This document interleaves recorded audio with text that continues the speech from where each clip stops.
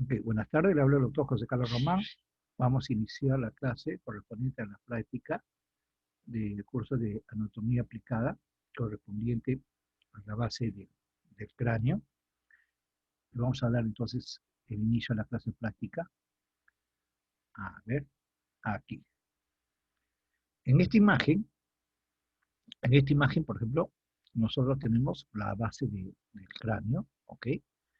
En la cual está conformada, generalmente en este sector, está conformada por el hueso frontal, que estamos viendo aquí, la superficie endocranial del hueso frontal, o también suele dominarse la superficie orbitaria del hueso frontal, porque está en relación con el lóbulo frontal, pero en la cara orbitaria de ese lóbulo frontal, ¿no? Ese es un detalle específico. En este sector estamos viendo a lo que corresponde al ala menor del esfenoides, ¿no? Del esfenoides. Específicamente este sector, lo que estoy mostrando, corresponde al ala menor, y todo este perímetro de aquí que estoy mostrando aquí corresponde al ala mayor del esfenoides, y donde estoy mostrando el cursor en este sector corresponde específicamente al cuerpo del esfenoides, ¿ok? A ver, un momentito.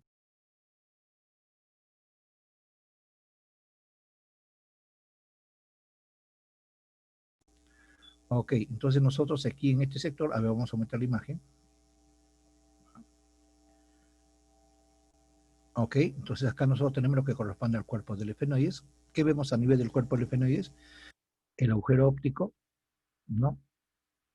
Vemos las apófisis clinoides, ¿no? Las apófisis clinoides anteriores, el tubérculo de la silla turca, la fosa de la silla turca donde se deposita la glándula hipófisis que pertenece al diencéfalo. Notamos en este sector a lo que corresponde específicamente donde estarían las apófisis clinoides posteriores, sino que están fracturados. Estas son apófisis clinoides anteriores, y aquí estaría ubicado las apófisis clinoides posteriores, que están fracturados. Lo que sí suele notarse con bastante claridad, es que al costado de la silla turca, o de la fosa pituitaria, encontramos el canal para el seno cavernoso, ¿no? Este canal para el seno cavernoso es importante porque va a haber pliegues de la dura madre que forman una serie de conductos donde va a circular la sangre venosa de la masa encefálica, ¿no? Por eso se dice seno cavernoso, ¿ok? Hacia atrás estamos notando a lo que corresponde específicamente a la apófisis basilar del hueso occipital.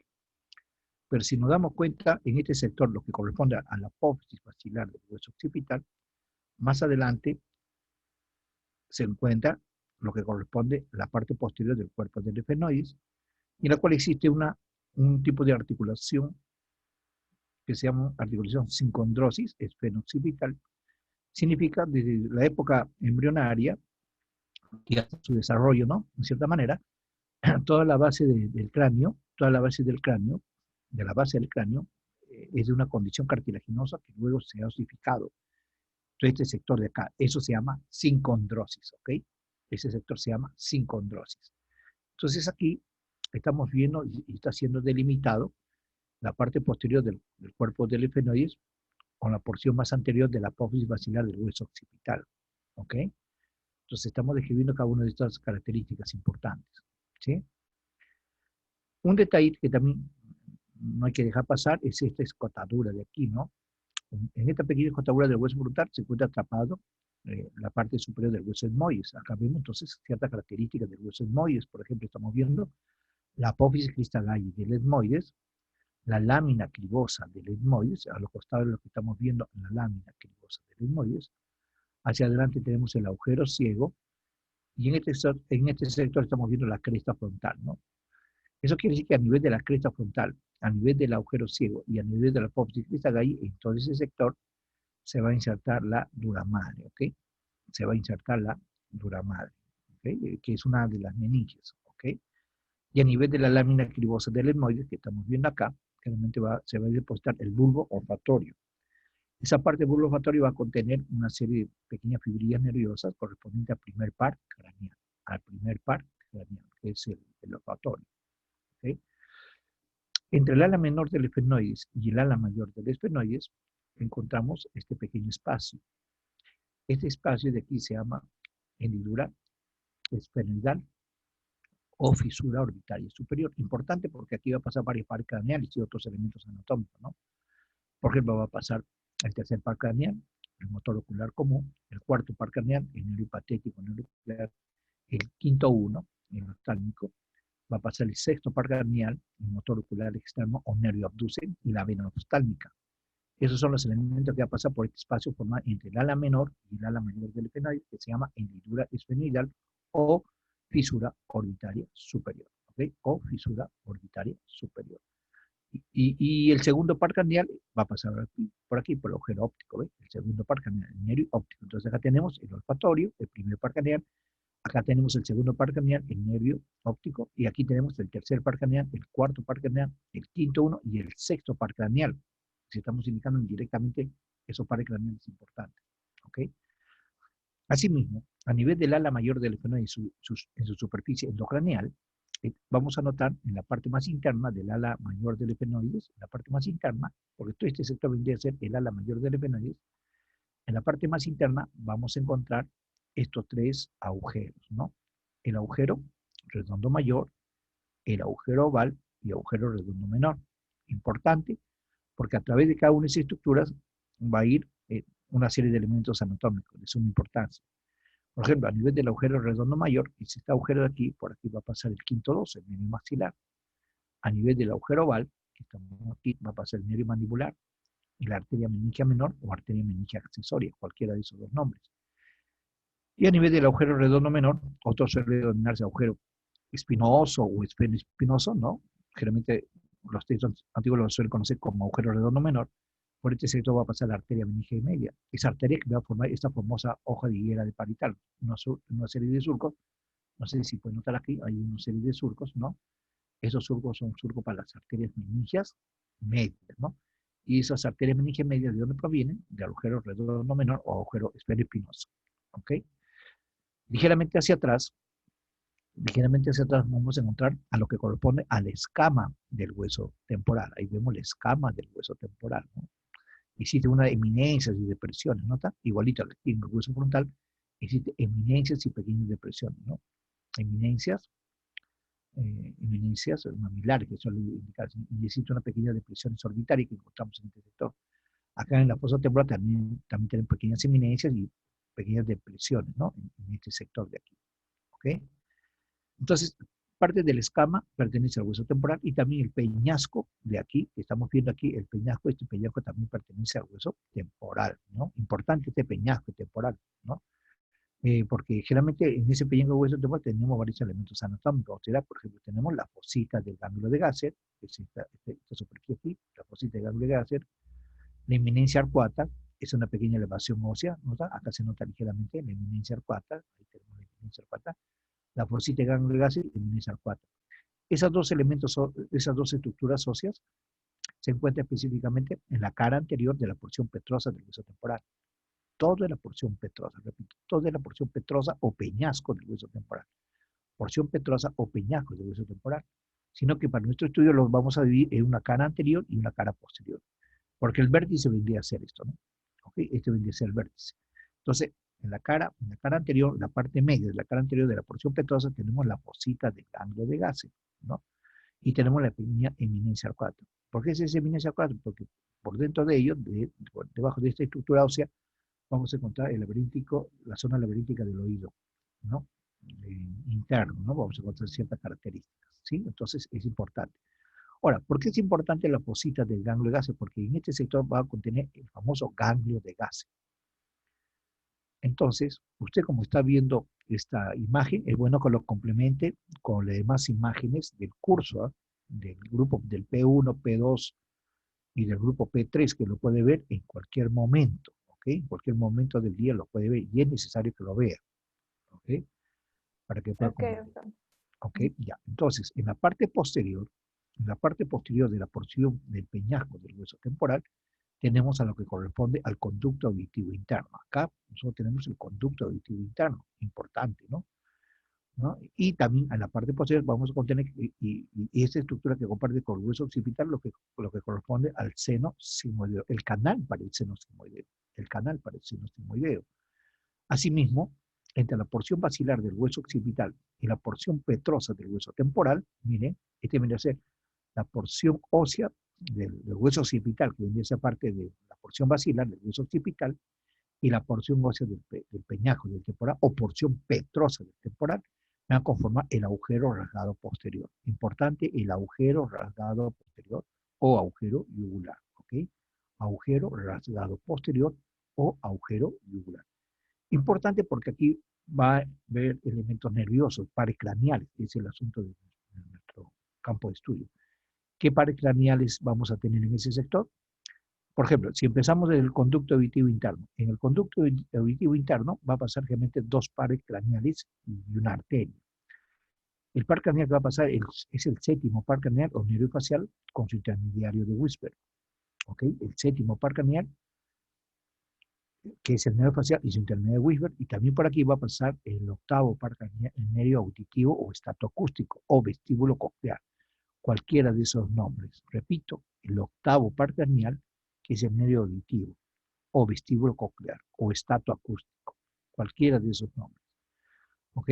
Y debajo de ello, ¿y qué otro elemento nos falta también aquí en el conducto auditivo interno? La arteria laberíntica.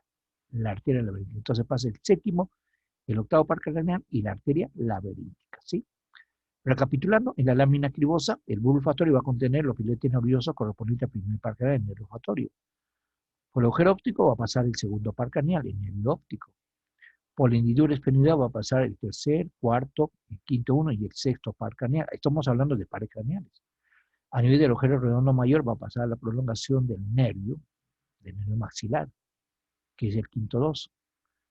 Aquí va a pasar la prolongación por el agujero oval, la prolongación del nervio mandibular, que es rama del quinto 3, que es un nervio mixto, ¿no? Motor y sensitivo. En cambio, el quinto 1 que pasa por aquí y el quinto 2 que pasa por aquí son netamente sensitivos. El quinto 3 es mixto, ¿no?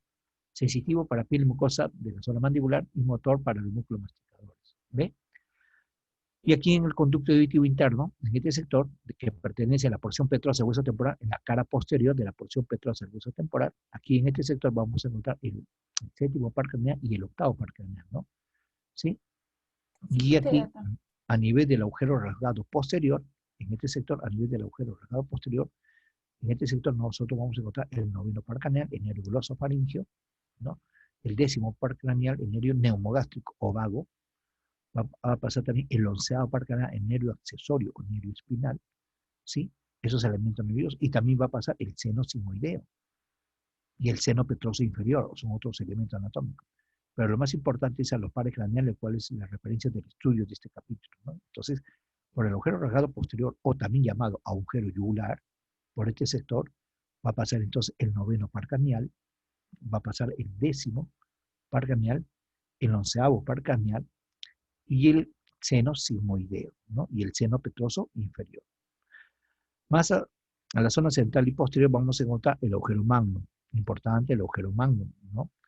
Porque delante del agujero magno hacia los costados vamos a encontrar el agujero condilo, importante por este agujero condilo porque en este agujero condilo va a pasar el doceavo par craneal, es el nervio hipogloso, aquel nervio que me va a dar una inervación motora a los músculos de la lengua, ¿ves? Por este sector. Y por el agujero magno va a ir una serie de elementos anatómicos que se encuentran en toda la masa encefálica, ¿no? Que va a proteger, las famosas meninges, ¿no? La dura madre, la aracnoide, la pía madre, que se encuentra en toda esta estructura de aquí, va a converger por el agujero occipital y se va a penetrar por el conducto raquídeo. Ese es por el agujero magno, ¿no? Por el agujero magno, ¿ok? Aparte de ello, por arriba vamos a encontrar al bulbo raquídeo y lo que continúa debajo del agujero magno vendría a ser la médula espinal cervical. También vamos a encontrar a las arterias vertebrales, ¿no? A las arterias vertebrales. Y las ramas espinales del nervio accesorio. También vamos a encontrar en este sector de aquí. ¿Ok? Entonces, estas son las partes de la estructura. A ver, señorita, ¿alguna pregunta? Doctor, ¿Alguna? ¿me podría repetir las partes que salen en el hueso esfenoide? No lo he entendido muy bien. Me dijo Oh, que el ala menor, ajá, eso ok, no lo entendí muy ya, bien, ok, ya. por favor. Primeramente voy a delimitar con el cursor. ¿Ves el cursor, no? Voy a delimitar lo que es todo el Sí. esfenoide. Lo que estoy mostrando con el cursor es el esfenoide. Específicamente esto es el ala menor del esfenoide. ¿Ve? Este es el ala menor del esfenoide. ¿Ok? Todo esta. Y todo este sector de aquí corresponde al cuerpo del esfenoides. Y lo más importante del cuerpo del esfenoides vamos a encontrar la famosa silla turca. Aquí Ok. vamos a encontrar a la glándula hipófisis, que pertenece al diencéfalo. Y también vamos a encontrar delante del cuerpo, vamos a encontrar el tubérculo de la silla turca. Y a lo que vamos a encontrar estos dos cachitos óseos, ¿nota? Como son dos cachitos óseos, esos son las apófisis clinoides anteriores. Igualito estas dos apófisis debería haber estado aquí, sino que está fracturado. ¿Entendido? Está fracturado. Pero Ah, igualito, ok. con la misma Ujú. extensión aquí, a los costados, si no está fracturado. Pero idéntico esto, pero en este sector de aquí. Y al canal, y al costado de la silla turca, donde se encuentra la glándula hipófisis, vamos a encontrar este canal, el canal pariseno cavernoso. Ahora, este canal se va a depositar, todo está cubierto por la dura madre. Todo, la dura madre es un tejido que está totalmente adherido a esta superficie. Y sobre todo en este canal cavernoso. Pero ese pliegue dura madre me va a dejar como un conducto donde va a pasar la sangre venosa de la masa encefálica. Esa es la importancia. Entonces, entre el ala menor del esfenoides que estamos viendo acá y el ala mayor del esfenoides, entre el ala menor y el ala mayor del esfenoides tenemos lo que nosotros denominamos la hendidura esfenoidal, esta parte acá, o fisura orbitaria superior, o fisura orbitaria superior. ¿Qué va a pasar por aquí? El cuarto par craneal, el tercer par craneal, el motor ocular común, el cuarto par craneal, el nervio patético troclear, va a pasar el quinto uno, el nervio oftálmico, va a pasar el sexto par craneal, el motor ocular externo o nervio abducens y la vena oftálmica. Eso lo tiene en su teoría, ¿ok? Ok. Y además, en el ala mayor del esfenoide vamos a encontrar estos tres agujeritos. ¿En qué parte del ala mayor del esfenoide? Porque, cuidado, porque esta ala mayor del esfenoide se ve desde el punto de vista de la superficie temporal. Esta ala mayor del esfenoide también se ve desde el punto de vista de la cavidad orbitaria, ¿ok? Entonces, hay que indicar ala mayor del esfenoide y superficie endocraneal. En la parte más interna vamos a encontrar estos tres agujeros. El agujero redondo mayor, ¿no? Donde se va a encontrar el trayecto del quinto 2 del nervio maxilar, el agujero oval, donde se va a encontrar el trayecto del nervio quinto 3 o nervio mandibular, y aquí la arteria meningia media a través del agujero redondo menor, el esfeno espinoso. ¿Ok? ¿Alguna otra Ok. pregunta? No, ya, está todo claro. Ok, Gracias. ya seguimos. Entonces, a la cavidad craneal, sobre todo el piso de la cavidad craneal, vamos a delimitar en tres fosas. Una fosa craneal anterior, una fosa craneal media y una fosa craneal posterior. ¿Qué elementos anatómicos óseos me delimita para dividir una fosa craneal anterior, la fosa craneal media y la fosa craneal posterior? Los límites anatómicos óseos que me sirven para delimitar es esta superficie, el borde del ala menor del esfenoides. Sigo por la apófisis clinoides, sigo por la zona la zona del quiasma, del agujero óptico, y sigue este borde. Entonces, todo lo que está por delante es lo que se denomina fosa craneal anterior. Si vamos hacia la parte de atrás, vemos la porción petrosa del hueso temporal. Esta es la escama del hueso temporal, esta es la porción petrosa del hueso temporal. Entonces, esa porción petrosa del hueso temporal tiene un vértice, que viene a ser el vértice de la porción petrosa del temporal, el vértice.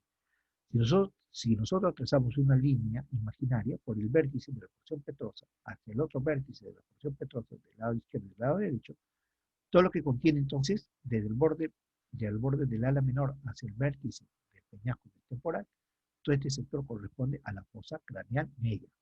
Eso quiere decir que si en el examen yo te indico en qué fosa craneal se encuentra el agujero oval, en la fosa craneal media.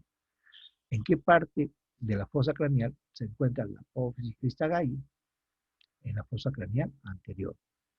En qué parte se encuentra el conducto auditivo interno, en la fosa craneal posterior. Entonces, ¿cuál es el límite de la fosa craneal posterior? También es el mismo vértice de la porción petrosa del peñasco del temporal hacia la parte de atrás. ¿Ok? Entonces, eso se llama fosa craneal anterior, fosa craneal media y fosa craneal posterior.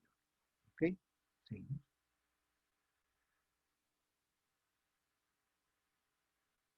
Entonces, ya estudiando claramente, los detalles específicos de cada sector, entonces vamos a tener una serie de detalles. Por ejemplo, tenemos aquí la cresta frontal. Esta es la cresta frontal, ¿ve?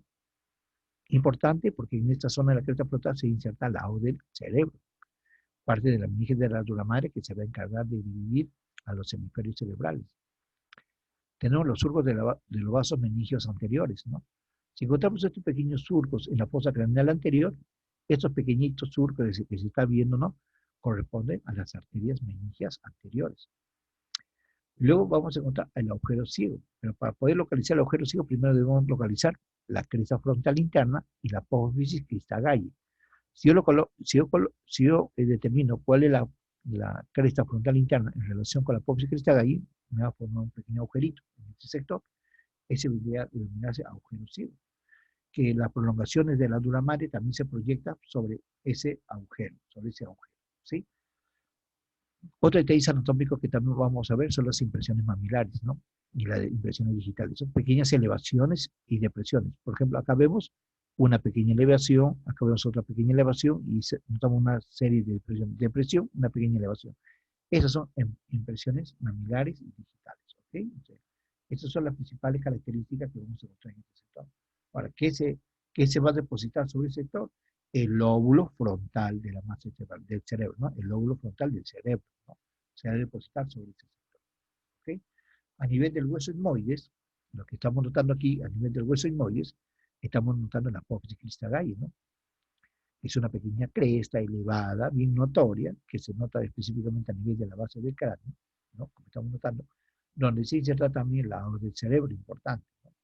Luego vamos a notar aquí esta flechita, lo que corresponde a unas cribas, ¿no? Que se llama lámina cribosa del etmoide. Este sector de aquí se llama la lámina cribosa del etmoide. ¿Qué se va a depositar en la lámina cribosa del etmoide?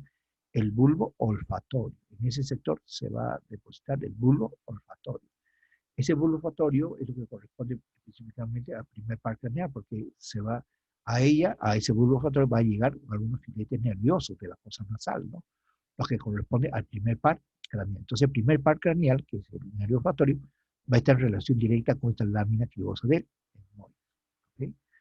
Y luego aquí, aunque no se nos hace muy bien, pero en este sector vamos a encontrar a dos agujeros, el agujero etmoidal anterior y agujero etmoidal posterior, que se encuentra dentro de este hueso etmoide. Ah, y recuerde, este hueso etmoide la apariencia como si fuese un hueso, a ver, vamos a decir, atrapado, ¿no?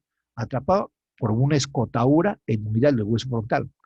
Si yo voy a aislar el hueso frontal en un tipo de hueso aislado, voy a ver el hueso frontal en forma de hueso aislado, voy a ver que el hueso frontal me va a tener como un espacio en este sector, como un espacio, como listo para que se encajone o se articule el hueso etmoide, ¿no?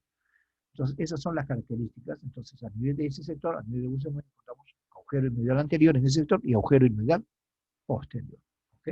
A ver, sí.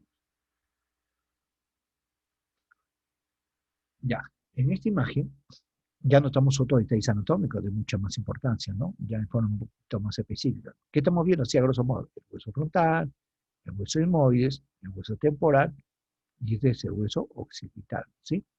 Lo que estamos notando, primeramente, es aquí el yugo del esplenoide en la parte anterior y estamos aquí en relación específicamente con el surco prequiasmático y aquí con el agujero óptico, donde se va a encontrar el nervio óptico.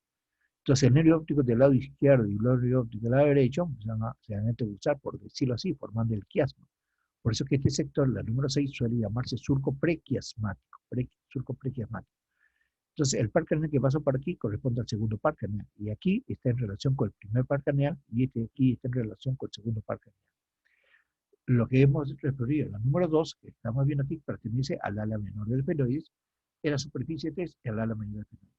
Pero hay que hacer la acotación que este es el ala mayor del esfenoide, es el ala mayor del esfenoide, pero correspondiente a la superficie endocranial, ¿ok? Correspondiente a la superficie endocranial, ¿sí? Y lo que hemos mencionado aquí, la hendidura esfenoidal, o también conocido con el nombre de fisura orbitaria superior. Hendidura esfenoidal o fisura orbitaria superior. Entonces, esta hendidura esfenoidal o fisura orbitaria superior que estamos viendo aquí, ¿okay? Va a contener esos pares craneales que ya lo hemos mencionado en su momento, ¿no? El tercer, el cuarto, el quinto uno, el sexto par craneal y la vena oftálmica por este sector. Y así mismo, el número 7, estamos viendo el agujero redondo mayor, el número 8 corresponde, ahí está, el agujero oval, y el número 9 correspondiente al agujero redondo menor, ¿ven? Está clarito. Lo único que hay que identificar a qué hueso específicamente pertenece y a en qué sector se encuentra. Se encuentra en el sector endocranial. ¿En qué parte del sector endocranial? A nivel del ala mayor del fenoide. ¿En qué parte del ala mayor del fenoide? En la parte más interna del ala mayor del fenoide. ¿Okay? Entonces, de acuerdo a ese detalle, también tenemos a lo que corresponde al número 9, ¿no? Que vendría a ser el agujero redondo menor, donde pasa la arteria meningia media. ¿Ves? Y el número 11 y 12, importante el número 11 porque este sector corresponde al cuerpo del efenoide, pero en ese mismo sector del cuerpo se va a depositar la glándula hipófisis o la glándula pituitaria que pertenece al diencéfalo. ¿Okay? Y en la número 16, que estamos viendo acá, vemos que hay un cambio de coloración de la parte posterior del cuerpo del esfenoides y la porción anterior del hueso, de la porción basilar del hueso occipital, es donde se forma la famosa sincondrosis. Es un tipo de articulación cartilaginosa. Claro, que luego con el tiempo se ha osificado y se vuelve así, estructura ósea. Y recuerden que toda la parte, específicamente la zona central de la base del cráneo, ha sido una osificación cartilaginosa, ¿okay? Que luego se ha osificado. Esto se llama sincondrosis. Y uno de los ejemplos más claros de ese detalle es este tipo de articulación que estamos viendo aquí, la número 16, la famosa sincondrosis esfeno-occipital. La famosa sincondrosis esfeno-occipital. ¿Ok? ¿Ya? A ver, seguimos. Y en esa imagen, lo que estamos viendo específicamente ya, lo que corresponde al hueso temporal, al peñasco del hueso temporal. Aquí vemos la porción escamosa del hueso temporal, vemos la zona del peñasco del hueso temporal y vemos la fosita del ganglio de Gassen. Por esta fosita del ganglio de Gassen vamos a encontrar el ganglio trigeminal, que tiene 3 brazos. Un brazo que es el quinto 1, que pasa por el hendidura genital. El otro brazo, que es el quinto 2, que pasa por el agujero redondo mayor. Y el otro brazo, el quinto 3, el nervio mandibular, que pasa por el agujero oval. ¿Ves? Importante. Entonces, la misma estructura que la fosita del ganglio de Gassen, que pasa quinto 1, quinto 2 y quinto 3. ¿Ves? Asimismo, por este sector de aquí, vean, en la parte interna de esta porción petrosa tenemos el conducto carotídeo. Por este sector va a pasar la arteria carotídea interna, ¿ves? Por este sector va a pasar la arteria carotídea interna. Esa arteria que me va a irrigar a todas las estructuras blandas de la masa encefálica, igual que la arteria vertebral que pasa por el agujero occipital, me va a irrigar todo ese sector que hemos mencionado, ¿ok? Todo ese sector. Entonces, asimismo, también vamos a identificar otra estructura. Por ejemplo, vamos a encontrar lo que nosotros denominamos la porción petrosa, y el número 5 lo que representa específicamente la eminencia arcuata, ¿no?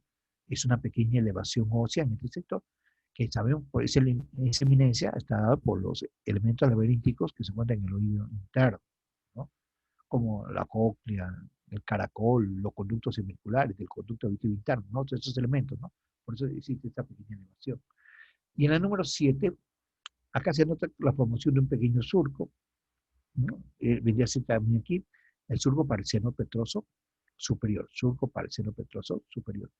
Y el 8, hay un pequeño surco para el seno petroso inferior. Cuando yo digo surco para el seno petroso superior inferior, eh, surco para el seno cavernoso, ¿ves? Lo que dije hace un momento. Surco para el seno cavernoso, surco para el seno petroso superior, ¿ok? Y otros surcos, por ejemplo, acá tenemos el otro, el canal, ¿no? Un canal para el seno sigmoideo. Cuando yo digo esas palabras, seno sigmoideo, seno cavernoso, seno petroso o cualquier otro seno, hablando dentro de la masa encefálica, en relación a la masa encefálica, significa que son pliegues de la dura madre que se han formado como unos pequeños conductos donde pasa la sangre venosa de la masa encefálica. A eso se refiere seno sigmoideo, igualmente seno cavernoso, por decirlo así. ¿Ok? Otro elemento importante que vamos a tener aquí es la parte de lo que corresponde al conducto auditivo interno, ¿ves? En este sector, parte del conducto auditivo interno, y una pequeña imaginación que suele denominarse el conducto endolinfático, ¿no? El conducto endolinfático. En lo que corresponde al número 10, específicamente constituye lo que nosotros denominamos conducto auditivo interno, donde va a pasar el séptimo par general, el octavo par general y la arteria laberíntica. ¿Ok? A ver, para pasar al otro capítulo, señorita, ¿alguna pregunta o algo que quiere que le refuerce? No, doctor, está todo claro. Ya, muy bien. Pero sí le digo y le manifiesto, y para las personas que van a ver este video, por favor, lo tienen que complementar ya el video. El día lunes hay videos del grupo del día lunes, hay videos del grupo P1, P2, P3 y hasta el P5 hoy día. Y lo tienen que ver en las horas que tienen un poquito de libertad de ustedes, tienen que ver esos videos, ¿ok? Para que puedan ser complementados, ¿no? Para que puedan ser complementados. A ver, seguimos. Entonces, aquí nosotros tenemos lo que hemos mencionado, a grosso modo, ¿no? A ver, acá tenemos la policrista Gay, la lámina cribosa del etmoides, el ala menor, el ala mayor de penoides, el individuo esfenoidal, agujero redondo mayor, agujero oval, agujero redondo menor, la porción petrosa, nunca olvidarnos, el canal periseno petroso superior, la fosita del ganglio de Gasser, que lo vamos a relacionar con el individuo esfenoidal, lo vamos a relacionar con agujero redondo mayor, lo vamos a relacionar con agujero oval, ¿sí? Y este canal cavernoso y este apófisis basilar del hueso occipital, visto desde el punto de vista endocranial, suele denominarse canal basilar, porque sobre este canal basilar se va a encontrar el tallo encefálico. Sobre este canal basilar se va a depositar el tallo encefálico. ¿Okay? Y ese tallo encefálico va a terminar a nivel del agujero magno. Y ni bien cruza el agujero magno, se transforma en médula espinal cervical. ¿Okay? Por eso es de suma importancia lo que hemos estudiado. Seguimos. Entonces, aquí está el contenido, el agujero ciego, con las características, el agujero etmoidal anterior y posterior, la que se encuentra en estos sectores de aquí, la lámina libiforme, a ver, un ratito, vamos a ver, sí, es lo que pertenece a la lámina libiforme, ¿ok? Que se encuentra en la lámina cribosa del etmoide, donde va a pasar haces de nervio olfatorio, lo que hemos mencionado, y a nivel de la fisura orbitaria superior, a ver, aquí en este sector, vamos a ver un poquito, ahí, ¿sí?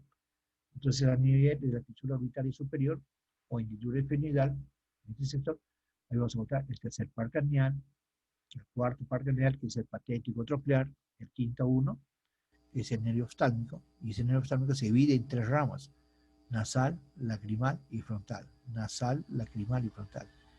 Va a pasar el sexto par craneal, que corresponde al nervio abduce, y va a pasar lo que corresponde específicamente al quinto uno. A ver, lo que corresponde específicamente al quinto uno, que vendría a ser el oftálmico, y el sexto par craneal, ¿no? Que vendría a ser el nervio abduce, ¿ok? Vendría a ser el nervio abduce. Y aquí, recapitulando lo que hemos mencionado, un momentito, a ver aquí, recapitulando lo que hemos mencionado, va a estar en relación directa con lo que ya hemos indicado, ¿no? El agujero redondo mayor, ahí está, el nervio maxilar, el agujero oval, va a pasar el nervio mandibular junto con la arteria meningia menor o arteria meningia accesoria, y también ramos meningios, ¿no? De las arterias meningia mandibular, y a nivel del agujero redondo menor o agujero espinoso, aquí, en la arteria meningia media. Y a nivel del conducto carotídeo, aquí es lo que necesitamos el conducto carotídeo. Acá, este viene a ser la parte del conducto carotídeo, que está por dentro de la porción petrosa. Por ese sector va a pasar la arteria carótida interna y el plexo del nervio carotídeo interno, ¿no? Sobre todo la arteria carótida interna. Y dos pequeños hiatos que vamos a notar en este sector, no se nos notan muy bien, son hiatos para el nervio petroso menor y hiatos para el nervio petroso mayor, que lo vamos a ubicar en este sector. ¿Ya? Pero lo más importante son los que constituyen en relación a los pares craneales de estos agujeros. ¿Okay? Y a nivel de la fosa craneal posterior vamos a encontrar el conducto auditivo interno. ¿Qué pasa por el conducto auditivo interno? El nervio facial, que es el séptimo par craneal, el nervio auditivo, que es el octavo par craneal, y la arteria laberíntica. Y luego vamos a encontrar una pequeña imaginación aquí, que debería ser el acueducto vestibular, ¿sí? Y luego vamos a encontrar el agujero rasgado posterior o agujero yugular, cualquiera de esos dos nombres, agujero rasgado posterior, agujero yugular. ¿Qué vamos a encontrar ahí? El glosofaringio, el décimo nervio vago, el onceavo el nervio accesorio, el nervio espinal. Vamos a encontrar también la prolongación del seno petroso inferior, el seno sigmoideo. Miren, acá el canal para el seno sigmoideo, ¿ves? Desemboca a nivel de agujero rasgado posterior. Y luego vamos a encontrar el conducto del hipogloso, estos agujeritos, que se encuentran delante del agujero magno, el conducto hipogloso va a pasar el nervio hipogloso, aquel nervio que se va a encargar de inervar a los músculos de la lengua. Y a nivel de las zonas del agujero magno, a nivel de las zonas del agujero magno, vamos a encontrar lo que corresponde a una serie de cubiertas meninges, como la médula oblongada, las meninges, las arterias vertebrales. ¿Se recuerdan las arterias vertebrales? Junto con el conducto carotídeo que pasa por aquí, la arteria carótida interna, más las arterias vertebrales que pasan por el agujero magno, se van a encargar de irrigar la masa encefálica. Pero la principal irrigación está por la arteria carotídea, ¿no? La arteria carótida interna. ¿Sí? También todas las meninges de la masa encefálica van a converger y se va a trasladar y va a proseguir a través del conducto raquídeo, ¿no? De las vértebras, pero cruzando generalmente el agujero magno. ¿Ok? Esos son detalles de suma importancia. ¿Ok? Entonces, en forma concluyente podemos decir que el sistema nervioso periférico generalmente tiene pares craneales netamente sensitivos. Le voy a hacer un ejemplo mucho más específico aquí. Una aplicación clínica de todos esos pares craneales y con eso estamos terminando este video. Primer detalle. En la lámina escribosa del hemodinamo vamos a encontrar filetes nerviosos que están en relación con el primer par craneal, el nervio olfatorio. Un paciente que tenga, que puede captar el sentido del olfato en forma normal, generalmente corresponde al primer par craneal. Pero una complicación neurológica, estoy hablando de una complicación neurológica del primer par craneal, se manifiesta por alteraciones del olor, ¿no? De repente es un buen perfume, mientras que todos estén captando el buen aroma, pero de repente para una sola persona, ¿no? De repente suele ser totalmente no soportable, por decirlo así, ¿no? Entonces, esas son alteraciones, ¿no? Del olor. Ahí estamos hablando de anosmia, cacospia, hiposmia, parosmia, ¿no? Anosmia es ausencia del olor correspondiente, por decirlo así. Esa es una complicación neurológica del primer par craneal. Con respecto al segundo par craneal, nervio óptico, tiene que ver con la visión, ¿no? Si puede ver de lejos, si puede ver de cerca, si puede ver de, o si de repente tiene problemas de ver de lejos o tiene problemas de ver de cerca. Todo eso está en relación con el segundo par craneal, ¿no? Miopía, hipermetropía, ¿no? Todos esos detalles anatómicos o clínicos tienen que ver específicamente con el segundo par craneal. Con respecto al tercer, cuarto y el sexto par craneal, el tercer, el motor ocular común, el patético otroclear y el nervio abducens tiene que ver con los movimientos de los músculos del ojo, específicamente con los movimientos del músculo del ojo. ¿Okay? Entonces, si el paciente, por ejemplo, no puede, si el paciente se mantiene en una posición derecha, sentada, en forma recta, ¿no? Y no mueve la cabeza, solamente va a mover el globo ocular hacia el lado de afuera, hacia el lado de afuera, significa que está funcionando el músculo recto externo del ojo y está funcionando bien. Pero si el paciente le decimos que no mueve la cabeza, pero que gire el ojo hacia el lado de afuera, o hacia el lado lateral, y no puede, significa que es una complicación neurológica del sexto par craneal.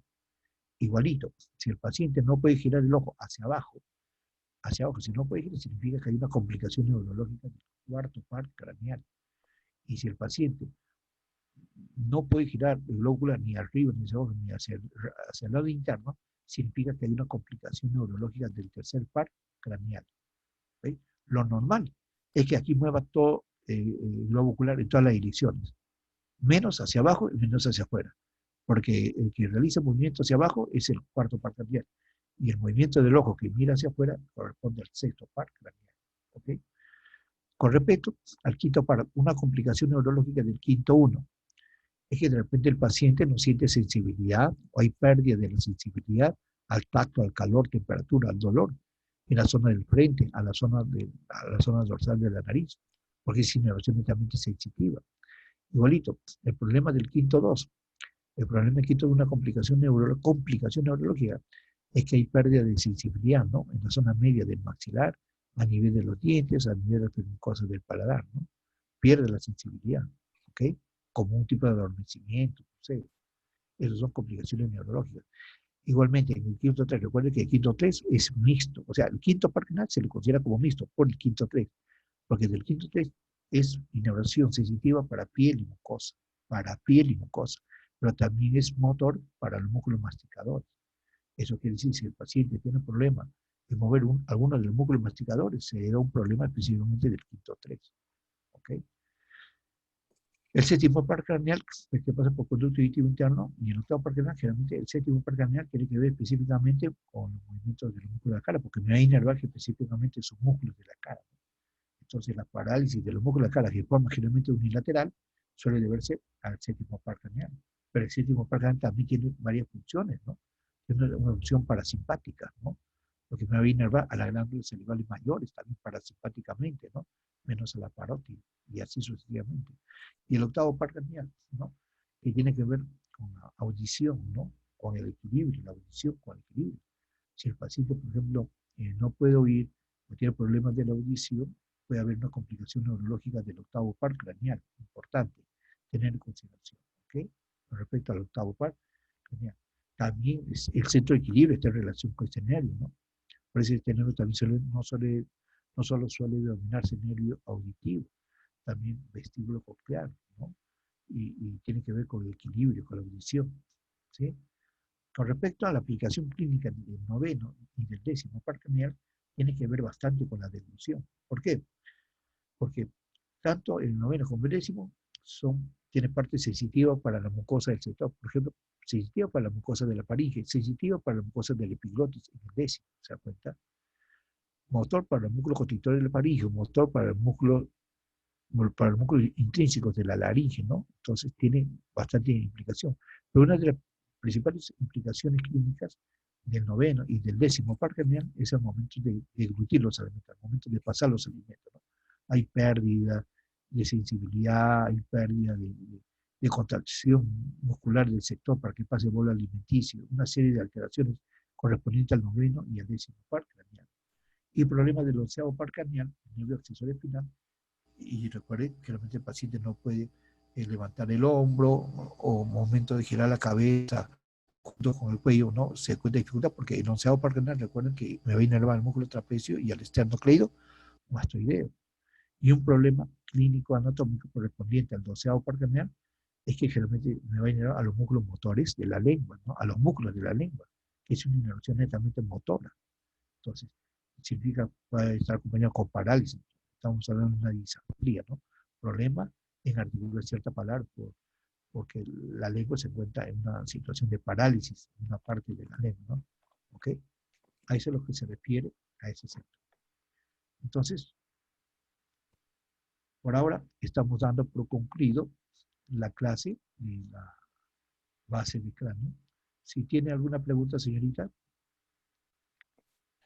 Eh, Señorita, dígame. Doctor, cuando usted se refiere al peñasco del hueso temporal, ¿me puede indicar dónde exactamente? Porque no A ver, si está es viendo aquí la todo imagen. eso.